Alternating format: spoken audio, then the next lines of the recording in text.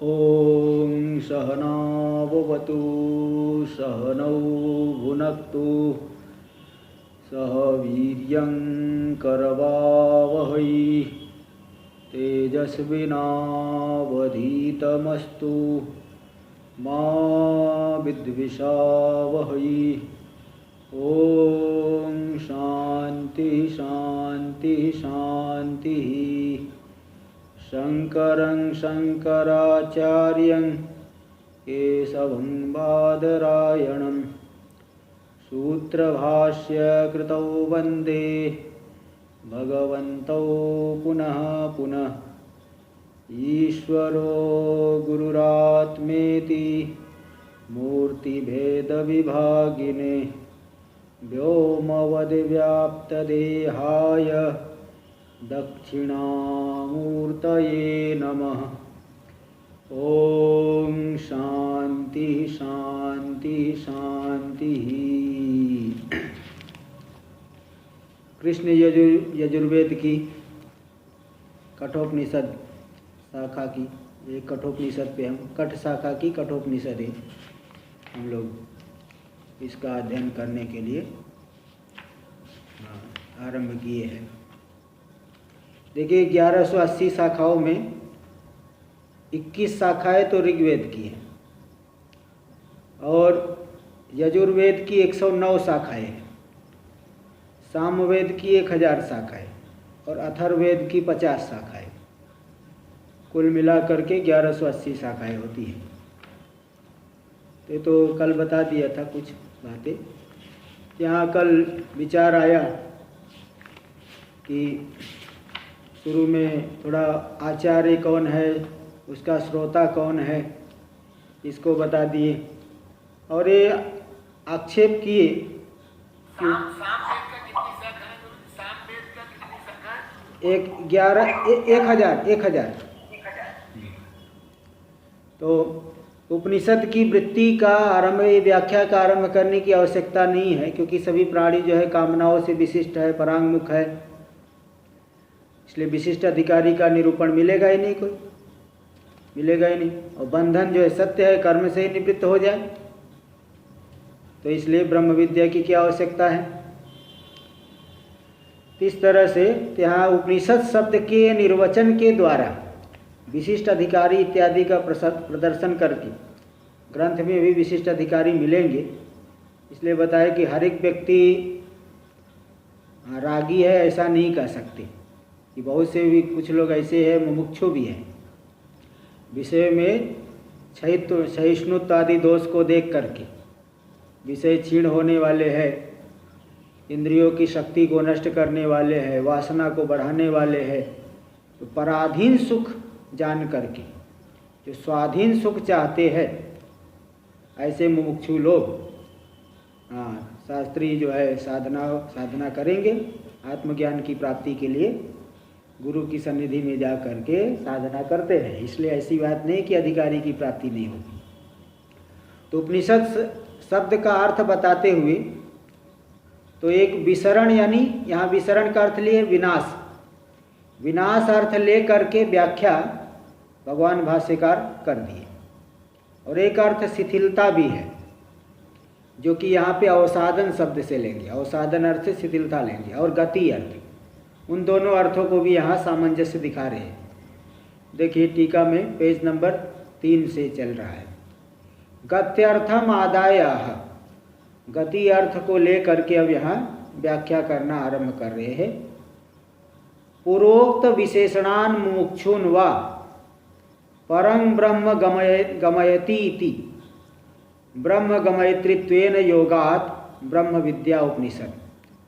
पूर्वोक्त जो मुमुक्षु है, जो बता दिए साधन चतुष्टय से संपन्न है, विषय में दोष दर्शन करके जो विरक्त हुए हैं, ऐसे जो पूर्वोक्त मुमुक्षु, पूर्वोक्त विशेषण वाले मुमुक्षुओं को परब्रह्म की प्राप्ति करा देती है। इति ब्रह्म गमयित्रित्वेन योगात्, ब्रह्म गमयित्रित्व ब्रह्म की प्राप्ति कराने से, ऐसा योग होने से, योग वृत्ति से, धातु प्रत्यय का अर्थ मिला करके योग वृत्ति कहते हैं। इस यौगिक वृत्ति से ब्रह्म विद्या उपनिषद है। तो यहाँ गति अर्थ यानी प्राप्ति, ब्रह्म की, पर ब्रह्म की जो प्राप्ति करा देती है, इसलिए उपनिषद है ब्रह्म विद्या। तथा च वक्षति, इस बात को आगे भी कहेंगे, आगे बताएंगे। ब्रह्म प्राप्तो विरजो भूत, द्वितीय अध्याय की द्वितीय वल्ली, प्रथम वल्ली चलेगी अभी तो। प्रथम वल्ली का प्रथम अध्याय, प्रथम मंत्र, उसमें 2, 3, 18 में आएगा। ब्रह्म प्राप्तो विरजो भूत विमृत्यु, ब्रह्म की प्राप्ति करके विरज हो गया, धर्माधर्म से रहित हो गया, विमृत्यु, मृत्यु से रहित हो गए, इस बात को आगे बताएंगे। इसलिए गति अर्थ लेकर के भी परब्रह्म की प्राप्ति कराने से यह ब्रह्म विद्या उपनिषद है। उपनिषद यानी ब्रह्म विद्या है। अब तीसरा अर्थ है अवसादन। अवसादन का अर्थ है, वैसे तो नाश अर्थ होता है, लेकिन यहाँ पे शिथिलता अर्थ लेकर के व्याख्या कर रहे हैं। अग्नि विद्यायाम अपि अवसादनम आदाय उपनिषद शब्द से वृत्ति माह। अग्नि विद्या में भी अवसादन अर्थ को लेकर के भी, शिथिलता अर्थ को लेकर के भी उपनिषद शब्द की वृत्ति को दिखा रहे हैं। क्योंकि नचिकेता जो द्वितीय वर के द्वारा, प्रथम वर के द्वारा तो 3 वर यमराज जी देंगे, 3 वर मांग सकते हो, तो प्रथम वर के द्वारा पिता की संतुष्टि मांगेंगे। द्वितीय वर के द्वारा अग्नि विद्या, अग्नि के द्वारा कर्म करके, अग्नि चयन याग कर्म करके स्वर्ग की प्राप्ति के लिए, तो स्वर्ग जाएगा, स्वर्ग में बहुत लंबे समय तक रहेगा, तो बारंबार जो आवागमन है, आवागमन, इनसे शिथिलता, इन दुखों की शिथिलता हो गई। पूरा नाश तो नहीं हुआ, किंतु लंबे समय तक वहाँ जो रहेंगे, यही जो है शिथिल हो गया दुख। हाँ, जैसे वो बताते हैं कि जेल से छूटने वाला जो अपराधी है, वो जमानत पे भी छूट जाता है, और जो है उसका सजा मुक्त होकर के भी छूट जाता है। तो जो जमानत से छूटने के समान ही इसको समझना चाहिए कि हाँ, कि जो है लंबे समय तक वहाँ रह गया, तो यही दुखों से जो है लंबे समय तक के लिए मुक्ति हो गई, स्वर्ग में रहा। यही शिथिलता अर्थ को लेकर के ये बताएंगे।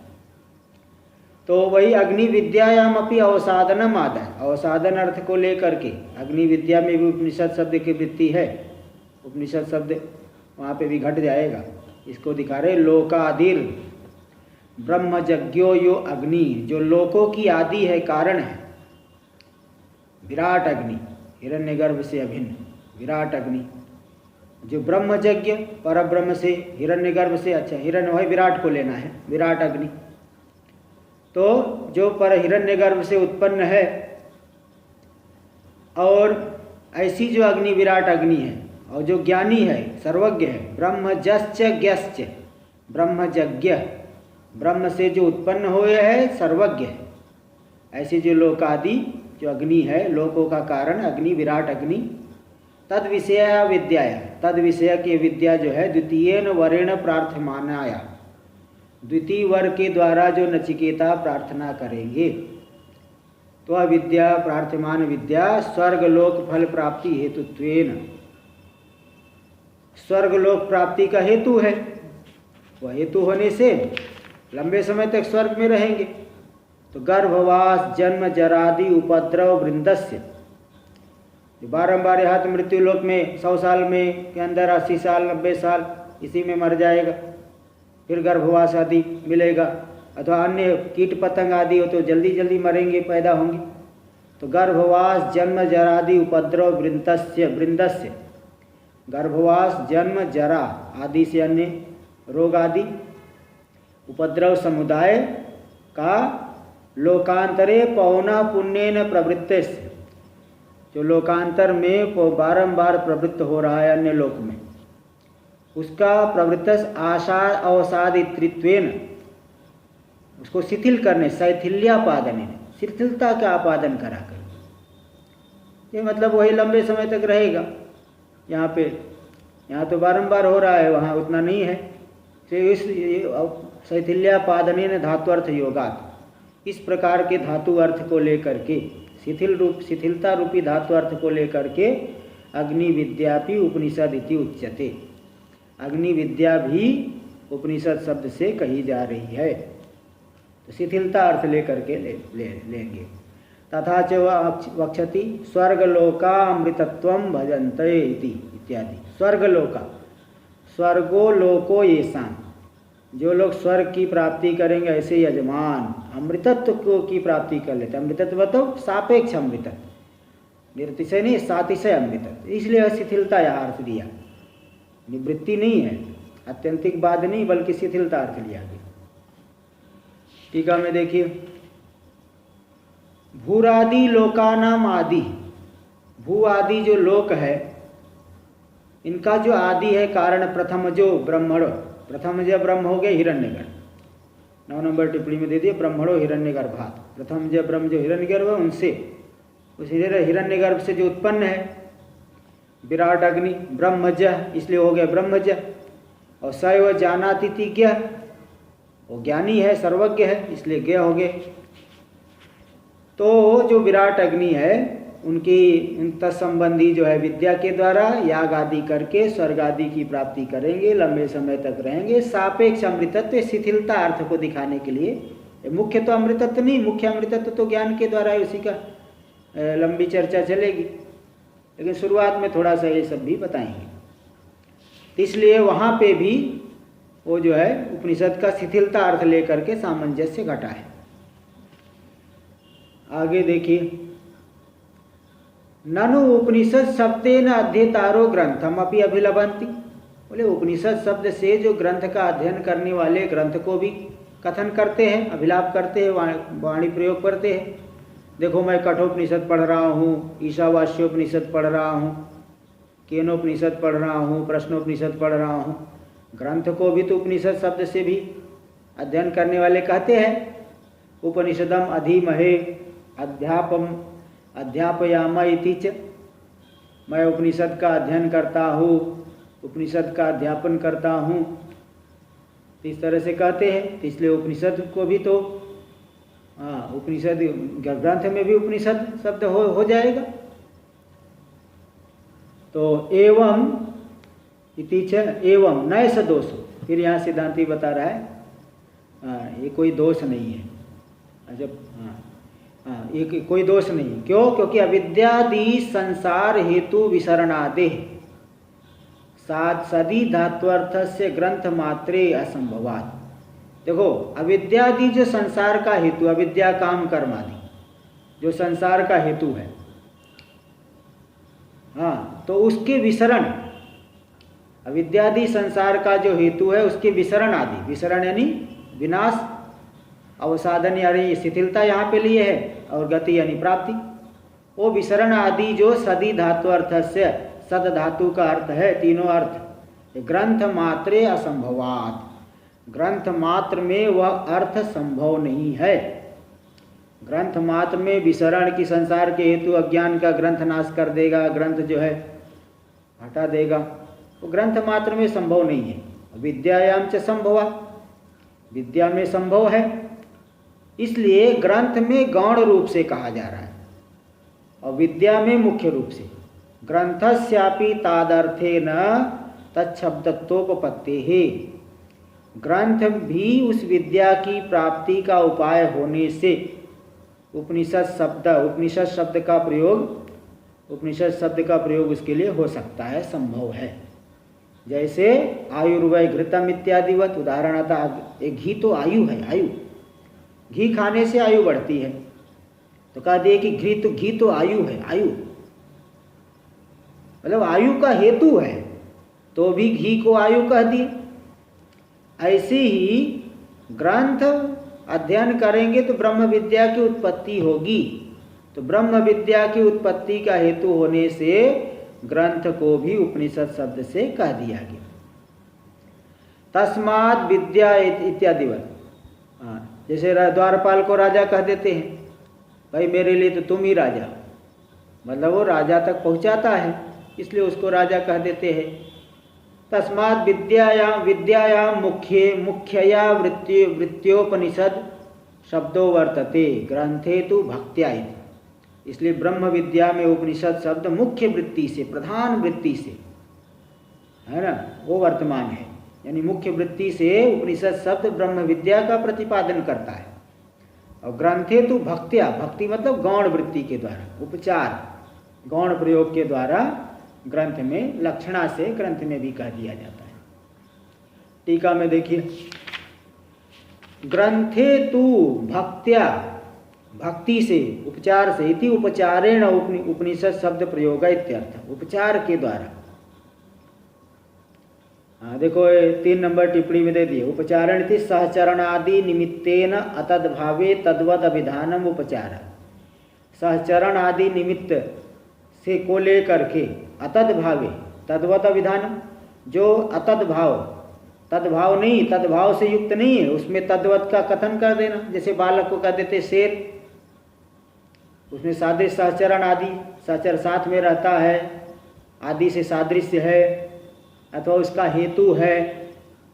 इन निमित्तों को लेकर के ब्रह्म विद्या रूप यह नहीं है तो भी ब्रह्म विद्या के समान इसका कथन कर दिया गया। स्वयं ब्रह्म विद्या नहीं है, ब्रह्म विद्या का हेतु है, तो भी इसको ब्रह्म विद्या वाचक उपनिषद शब्द से कथन कर देना ही उपचार हो गया।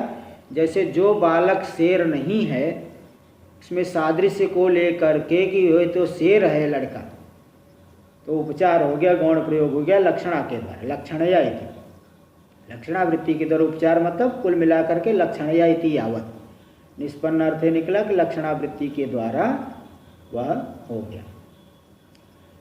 इस तरह से तो यहाँ पे ब्रह्म विद्या में मुख्य वृत्ति से उपनिषद शब्द वर्तमान है और ग्रंथ में गौणी वृत्ति से, इसे समझ लेना चाहिए। आगे देखिए, अच्छा टीका में ही पहले देखिए, उपनिषद शब्द निर्वचनेन सिद्धम अर्थम आह। उपनिषद शब्द का निर्वचन करने से जो सिद्ध अर्थ सिद्ध हुआ, निर्वचन मतलब अर्थ कथन के द्वारा, उपनिषद शब्द के अर्थ कथन के द्वारा जो अर्थ सिद्ध हुआ उसको बता रहे एवं इत्यादि ना। एवं उपनिषद शब्द निर्वचनेन एव विशिष्टो अधिकारी विद्याया मुक्ता। इस तरह से उपनिषद शब्द का निर्वचन अर्थ कथन के द्वारा विशिष्ट अधिकारी बता दिया गया विद्या में, कि जो साधन चतुष्टय से विशिष्ट है। भाई जो है, जो संसार उपनिषद यानी ब्रह्म विद्या, ब्रह्म विद्या क्या करेगी? अविद्या काम कर्म जो संसार का हेतु उसकी निवृत्ति करके संसार की आत्यंतिक रूप से निवृत्ति करेगी, यानी मुक्ति प्राप्ति कराएगी। तो जो मुक्ति को चाहता है वही जो है अधिकारी है। तो मुक्ति को चाहने मात्र से अधिकारी नहीं, उसके अंदर योग्यता भी होनी चाहिए, सामर्थ्य होनी चाहिए। सामर्थ्य जो है अपने आप आ जाता है।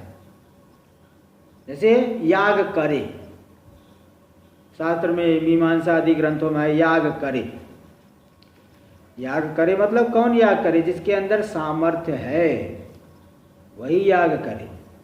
ऐसा नहीं कि बिना सामर्थ्य वाला कुछ है ही नहीं याग करे।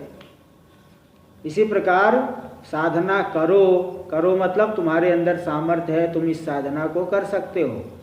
तुम्हारे अंदर अगर संसार से विरक्ति है, तुम जो है नित्य फल को चाहते हो, नित्य जो मुक्ति स्वरूप का अनुभव करना चाहते हो, सांसारिक दुखों से हटना चाहते हो, तो तुम जो है ब्रह्म विद्या की साधना करो।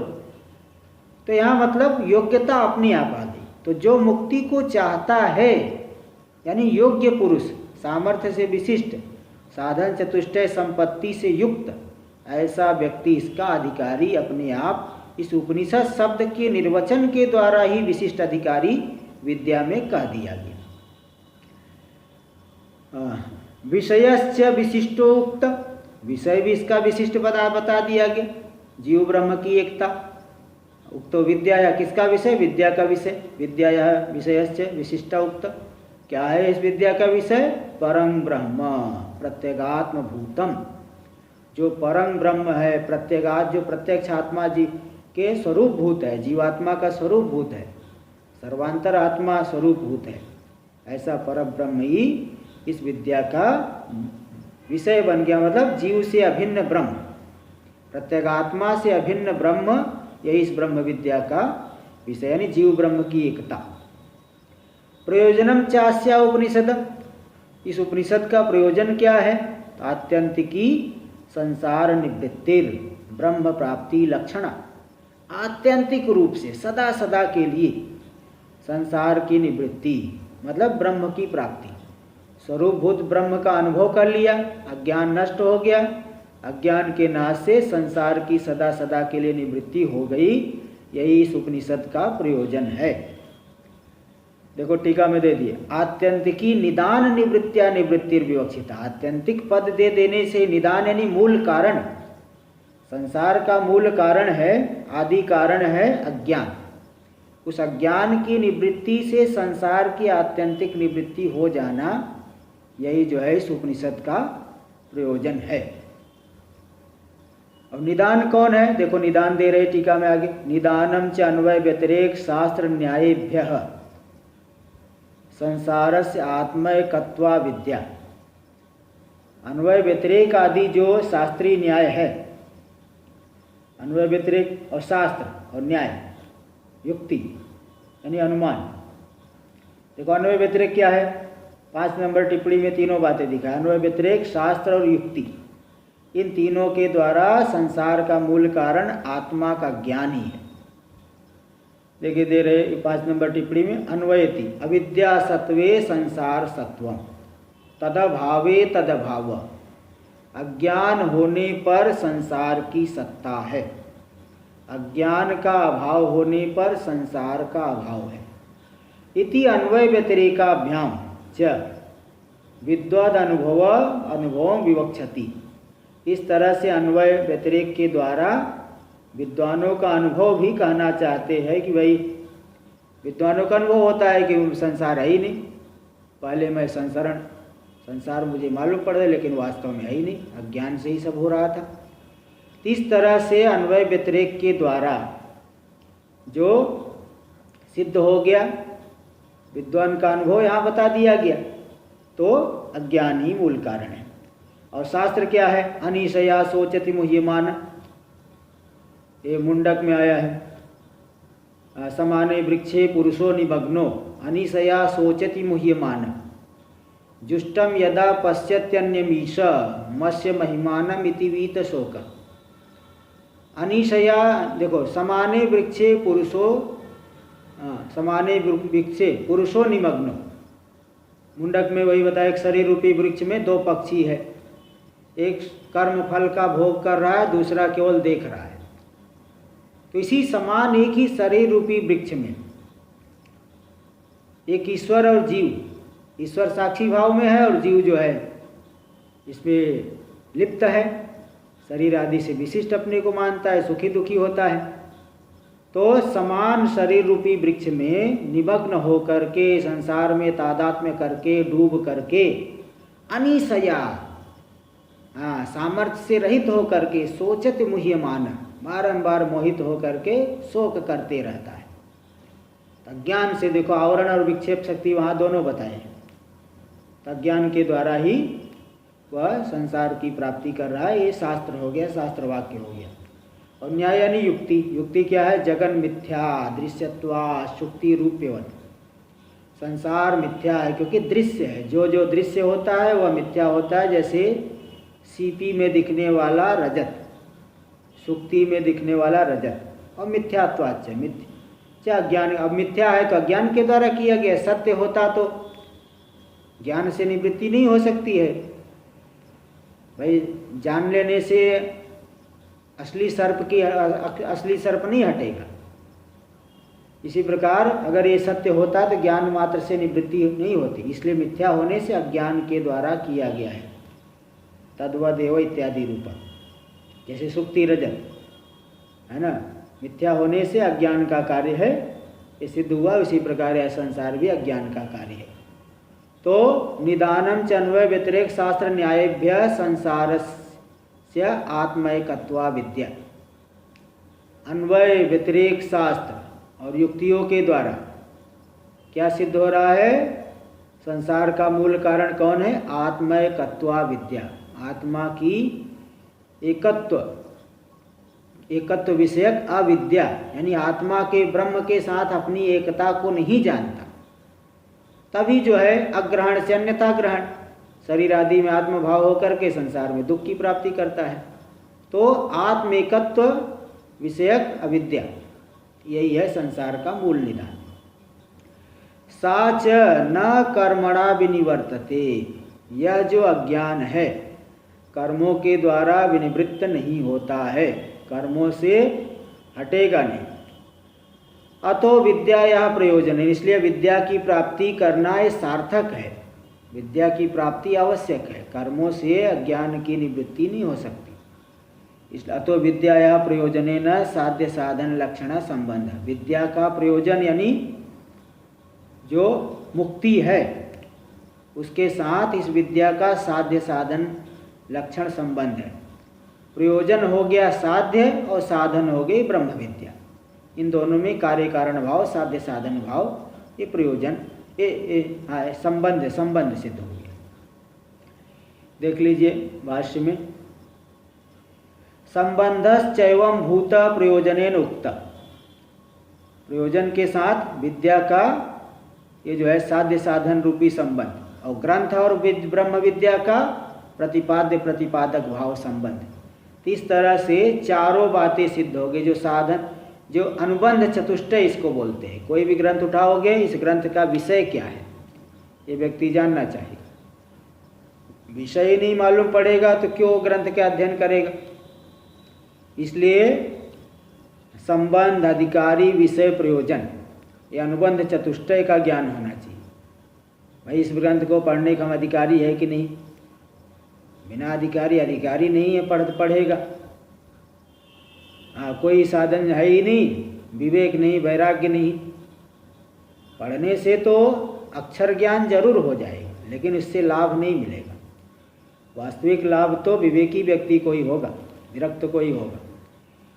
इसलिए जो यथोक्त अधिकारी विषय प्रयोजन संबंधाया विद्याया, यथोक्ता अधिकारी विषय प्रयोजन संबंधा यस्या विद्याया, सा विद्या यथोक्त अधिकारी विषय प्रयोजन संबंधा, जिसके अधिकारी विषय प्रयोजन संबंध को बता दिया गया, जिनके साधन चतुष्टय को बता दिया गया, ऐसी विद्या को करतल न्यस्त आमलकवत प्रकाशकत्वेन, हाथ में रखे हुए आंवले के समान है ना। ये सब जो कठोपनिषद की वल्लियाँ आएंगी, इन सभी वल्लियों में जो जो मंत्र आएंगे, उन मंत्रों के द्वारा किस प्रकार से विद्या का प्रकाशन होगा। जैसे हाथ पे रखा हुआ आंवला एकदम स्पष्ट जो है, संशय नहीं, विपर्य नहीं, इसी प्रकार उस विद्या का प्रकाशक है ये वल्लियाँ, कठोपनिषद की वल्लियाँ। तो प्रकाशकत्वेन विशिष्ट अधिकारी विषय प्रयोजन संबंधा एता वल्लयो भवन्ति, ये जो वल्लियाँ है, वल्ल्या अच्छा वल्ली है ना, तो गौर्या, वल्यो अच्छा ये दीर्घईकार है तो वल्ली। तो जिनका अधिकारी विषय प्रयोजन संबंध, विशिष्ट अधिकारी विषय प्रयोजन संबंध वाली ये वल्लियाँ होती है, यानी इनसे जो है विषय प्रयोजन संबंध अधिकारी इनका चारों है। इसलिए जो है अनुबंध चतुष्टय सिद्ध हो गया। तो जो अधिकारी है इसको पढ़ेगा, अध्ययन करेगा, और जिस प्रकार से वो जीवन में उतारेगा उसे लाभ मिलेगा, ये बता दिया। अतस्ता यथा प्रतिभानम व्याचक्षमहे, इसलिए इन वल्लियों को हम यथा प्रतिभानम, जैसे हमें प्रतिभान होगा वैसी व्याख्या करेंगे। देखिए भगवान भाष्यकार साक्षात शिवावतार है, उनको कोई संशय विपर्य नहीं है, जरा सा भी संशय नहीं, तो भी विनम्रता कितनी है। थोड़ा सा विद्या प्राप्त हो जाए लोग अहंकार करते हैं, दुनिया भर का अभिमान होता है। लेकिन यहाँ देखिए वाणी उनकी कैसी है कि जैसे हमें भान होगा वैसे हम व्याख्या करेंगे। इसका मतलब ये नहीं कोई गलत भान होगा। तो विद्या होने पर भी उनके अंदर विनम्रता है। ये नहीं कोई दिन बता रहे मेरे से बड़ा कोई दुनिया में विद्वान है ही नहीं, इसलिए मैं तो सबसे अच्छी व्याख्या कर दूंगा, ऐसी उद्दंडता नहीं होनी चाहिए। इसलिए विनम्रता देखिए कितनी है कि मैं जैसे प्रतिभान होगा वैसी व्याख्या होगा। मतलब कोई गलत प्रतिभान नहीं है, बिल्कुल सही है, क्योंकि उन तो शिवावतार है। इसलिए अपने प्रति फिर भी विनम्रता से करें, जैसे प्रतिभान होगा वैसी हम व्याख्या करेंगे इन वल्लियों की। फिर यहाँ शंका हो रही कि कथानक शुरुआत में दिख रहा है, कहानी दिख रही है, तो कथानक क्यों बता रहे हैं? तो तत्र आख्यायिका विद्या स्तुत्यर्थ, ये जो आख्यायिका कथानक है इस ब्रह्म विद्या की स्तुति के लिए। कैसे कथानक से ब्रह्म विद्या की स्तुति हो रही है? 3 नंबर टिप्पणी देख लीजिए।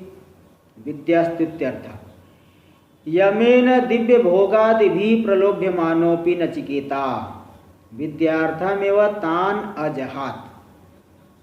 यमराज जी के द्वारा बारंबार इमे रामा सरथा सतुरिया न हिदृशा लंभनीया मनुष्य, बोले जो स्वर्ग की अप्सराएं इनको ले जाओ, बहुत लंबा चौड़ा साम्राज्य ले लो, भूमिर महद आयतनम गृणीस्व, हाथी घोड़े जो चाहे वो तुम ले लो, लेकिन इस ब्रह्म विद्या को मुझसे मत मांगो। तो यमराज जी के द्वारा दिव्य भोगादि से प्रलोभित होने पर भी नचिकेता विद्यार्थम एवं तान अजहात, विद्या की प्राप्ति के लिए उन सबको छोड़ दिए। इत्येवं महिमा इयम विद्या, इस तरह की महिमा वाली ये विद्या है कि बताओ पूरा संसार की संपत्ति चाहता तो मांग सकते, चाहते तो मांग सकते थे, बड़ी लंबी आयु, पुत्र पौत्र 100 साल की, लेकिन सब जो है नचिकेता ने छोड़ दिया। तो ये विद्या कितनी महिमाशाली है। इति स्तुति आख्यायिका तयेव लभ्यते, इस तरह की स्तुति आख्यायिका देख करके हमें मालूम पड़ रही है। इसलिए जो आख्यायिका कथानक है विद्या की स्तुति के लिए है। चलिए प्रथम मंत्र देखा जाए। प्रथम वल्ली, प्रथम अध्याय, प्रथम मंत्र, नहीं प्रथम अध्याय की प्रथम वल्ली, ऐसा इस तरह से बोलते, प्रथम अध्याय की प्रथम वल्ली, इतने मंत्र तो इस तरह से। चलिए देखिए। ओम उषण्ह वै वाजस्रवशः सर्ववेद संददौ तस्य नचिकेता नाम पुत्र आस। ओम परमात्मा का नाम है, ये तो जानते ही हैं। उषण्ह वै वाजस्रवश, उषण वस कांतो धातु से सत्री प्रत्यय करने पर उषण बन जाता है।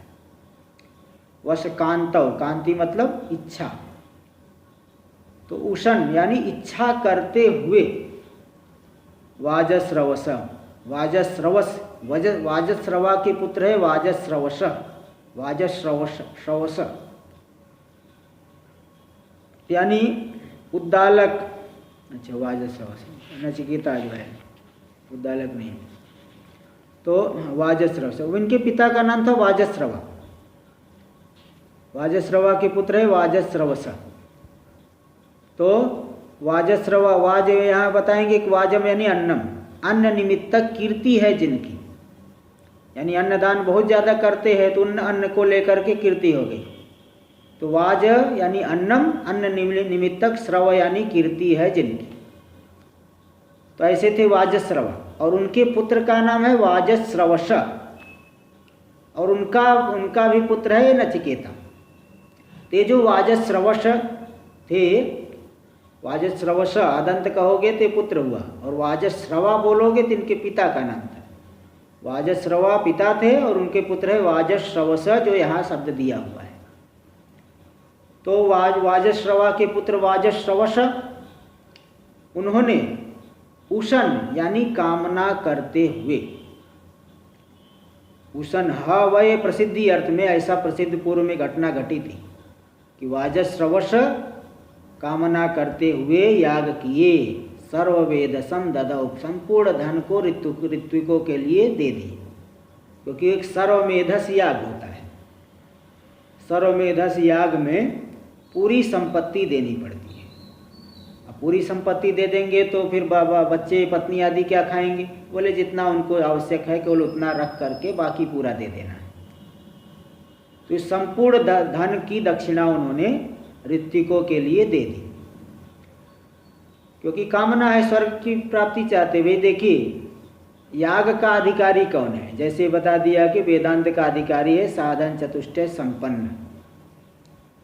इसी प्रकार याग आदि विद्या का अधिकारी कौन है?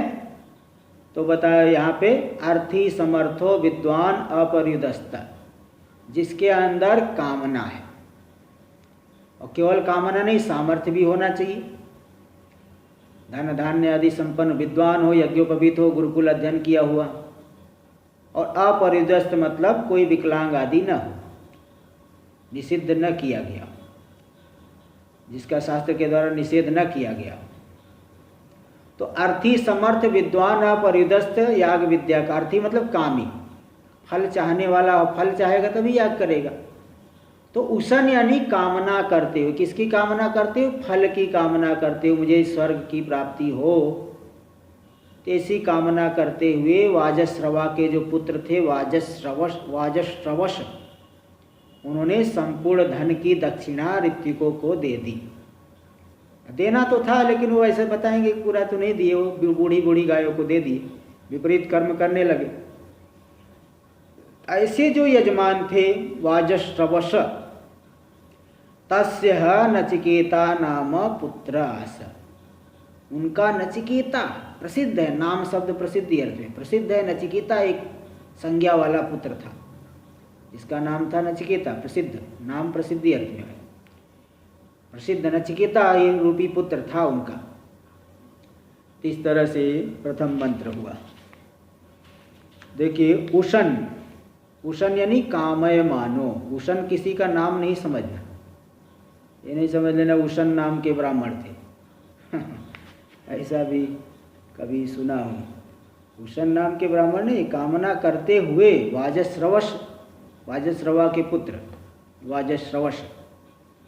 उषन यानी कामय मानो, कामना करते हुए। हवा, हवा इति वृत्तार्थ स्मरणार्थ, वृत्त यानी पूर्व में जो घटित हुआ है अर्थ, उसके स्मरण के लिए ये दो निपात आ गए, ह और वा।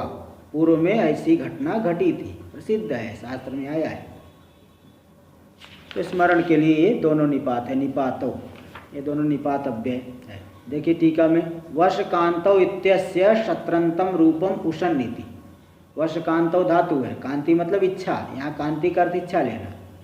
इच्छा अर्थ में जो वश धातु है उसका शत्रंत, क्षत्रिय प्रत्यय करके उषन ऐसा रूप बन जाएगा।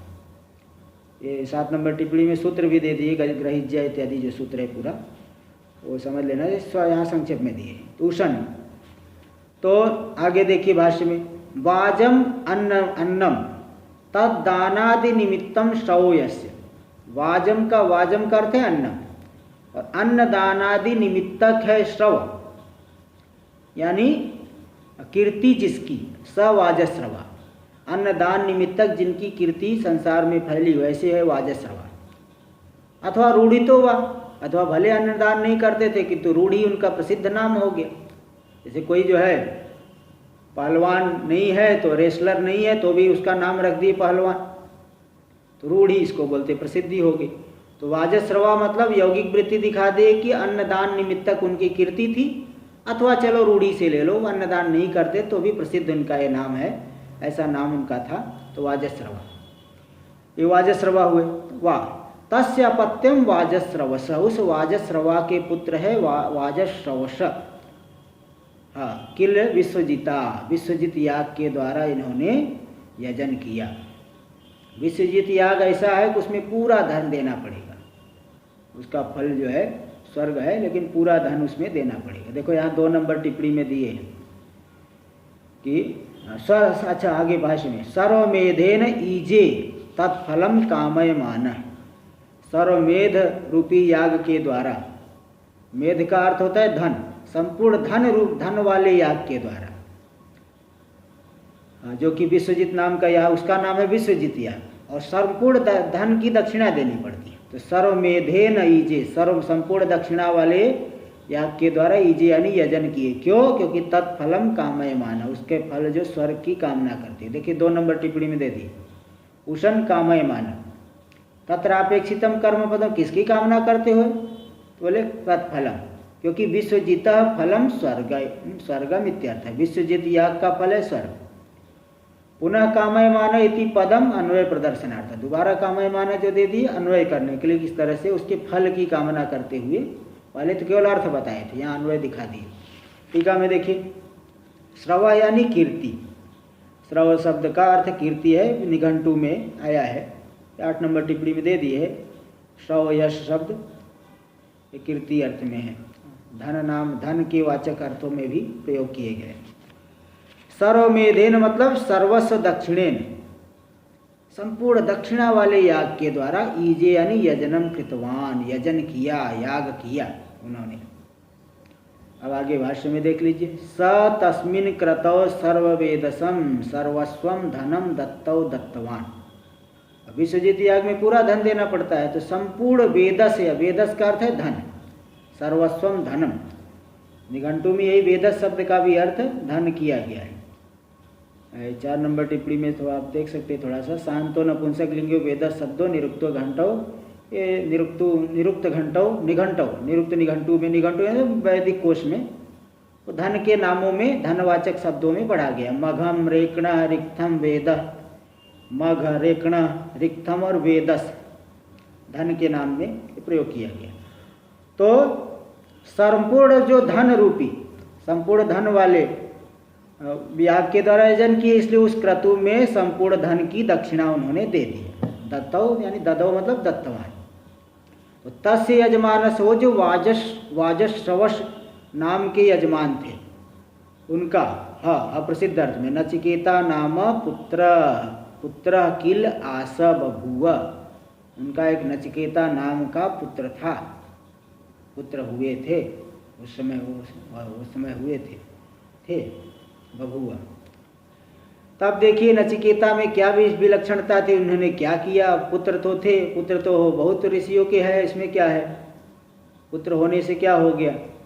तो कोई भी कहेगा, आप लोग भी कह सकते हो मेरे 3 पुत्र है, कोई कहे नहीं मेरे तो 2 है, कोई कह सकता नहीं मेरे भी अभी तो नहीं है, आगे हो जाएगा। तो पुत्र है, थे, है, आगे होगा, इससे क्या है। तो बता रहे नहीं उसके अंदर विलक्षणता क्या थी, वो बता रहे। देखिए आगे अगले मंत्र में आ रहा है, द्वितीय मंत्र देखिए। तो तंग, अच्छा ये द्वितीय प्रथम वल्ली का, प्रथम अध्याय का ये द्वितीय में वल्ली ही बोलेंगे, प्रथम वल्ली। तो तंग कुमारं संतं दक्षिणाशु नियमानाशु श्रद्धा विवेश सोमन्यत तम कुमारं संतं, वह अत्यंत कुमार है। 1 मिनट। तो तम कुमार संतम दक्षिणासु नियमानासु श्रद्धा विवेश सोमन्यत, वो कुमार थे, कुमार का प्रथम आयु वाले थे। तैसे कुमार होते हुए जो नचिकेता है, तो उनके दक्षिणा के लिए जो गाय ले जाई जा रहे, उसी समय उनके अंदर श्रद्धा जो है प्रविष्ट हो गई, श्रद्धा उनके अंदर प्रादुर्भूत हो गई। श्रद्धा जो है बहुत पुण्य कर्मों का है। हाँ कुमार अभी बता रहे, देखिए हाँ कुमार का बता रहे, अभी टिप्पणी आ रही है, वो टिप्पणी, हाँ वो टिप्पणी आ रही है, अभी बताएंगे। देखिए 1 नंबर टिप्पणी तो देख ही लो, फिर 2 नंबर टिप्पणी में आ जाएगा। कुमारमिति विशुद्ध मना बालोपि यमर्थम वेत्ति न तं वृद्धोपि लोभाद्य आक्रांत चेता इत्यनर्थ हेतवस्त्याज्याय लोभादय पापमान इति उपदेष्टुम कुमार ग्रहण। देखो यहाँ मंत्र में कुमार पद का क्यों प्रयोग किया गया। कुमार पद का प्रयोग इसलिए किया गया कि जो विशुद्ध मन वाला बालक है, वह भी जिस अर्थ को जान लेता है, वो एकदम बूढ़ा हो गया, लोभ से युक्त है, तो न तम वृद्धो भी लोभाद्य आक्रांत चेता, बूढ़े हो गए लेकिन लोभ दुनिया भर का अंतःकरण में भरा हुआ है, तो लोभ आदि से आक्रांत चित्त वाले बूढ़े भी उस अर्थ को नहीं जान सकते जिस अर्थ को विशुद्ध मन वाला छोटा सा बच्चा जान लेता है। इसी अनर्थ हेतवस त्याज्य, इसलिए अनर्थ हेतवस त्याज्य लोभादय पापमान, अनर्थ के जो हेतु है लोभ आदि पाप, इनको त्याग देना चाहिए। इति उपदेष्टुम कुमार ग्रहण, ऐसा उपदेश देने के लिए यहाँ पे मंत्र में कुमार पद आया है। तो कुमार का अर्थ प्रथम अव्यय वाला है, ये दिखाएंगे। तो जिस समय दक्षिणा के लिए गाय ले जाई जा रही है, बता दिया कि 4-4 ऋत्विक ऊपर वाले, 2 नंबर वाले 4-4, 3 नंबर वाले 4-4, अंतिम वाले 4-4 ऋत्विक हो, तो मतलब ऊपर वालों को 12-12 दिए तो 48 हो गए, उसके 2 नंबर वाले 6-6 दिए 24 हो गए, 3 नंबर वाले 4-4 दिए हो गए 16 हो गए, और अंतिम वालों को 4 दिए तो 12 हुए, कुल मिला के 100 गाय अब ले जाई जा रही उनके पास। तो बूढ़ी बूढ़ी गायों को देख करके श्रद्धा उनके अंदर प्रविष्ट हो गई, स्वमन्यता। उस नचिकेता ने विचार किया। क्या विचार किया आगे बताएंगे, भाष्य देखिए। तम नचिकेतम नचिकेतसं कुमारम, कुमारम यानी प्रथम वयसम संतम, प्रथम वय वाला है। अभी इस पे 2 नंबर टिप्पणी आप देख लीजिए। प्रथम वयसम इति 5 वर्षीयम इत्यर्थ, नचिकेता की आयु थी 5 वर्ष, प्रथम वय कुमार है। तथा चोक्ते भागवते, भागवत में श्रीधर स्वामी के द्वारा श्रीधरी टीका में कहा गया है। क्या कहा? कौमारम पंचमाब्दांतम पौगंडम दशमावधि, यानी 5 वर्ष की आयु तक कुमार अवस्था है और 10 वर्ष की आयु तक पौगंड भी बोलते, उसके लिए शास्त्र में पौगंड शब्द आया है। यौवना भाव विवक्षणे व 16 वर्षाद अर्वांचम, अथवा कुमार को मतलब युवा नहीं हुआ है, तो युवा मतलब 16 साल के बाद युवा हो जाते हैं। तो अगर कुमार का अर्थ युवा नहीं हुआ ऐसा लेना है तो 16 से नीचे ले लो, बस उतने से काम चल जाएगा। नहीं कई लोग कहते हैं 5 साल का लड़का क्या जानेगा, तो भाई जो कुमार का मतलब 16 से नीचे ले लो, बस हो गया काम।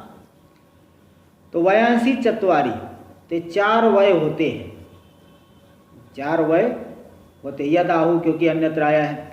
आद्य वयसी नाधीतम, द्वितीय नार्जितम धनम, तृतीय न तपस्तप्तम, चतुर्थे किम करिष्यति।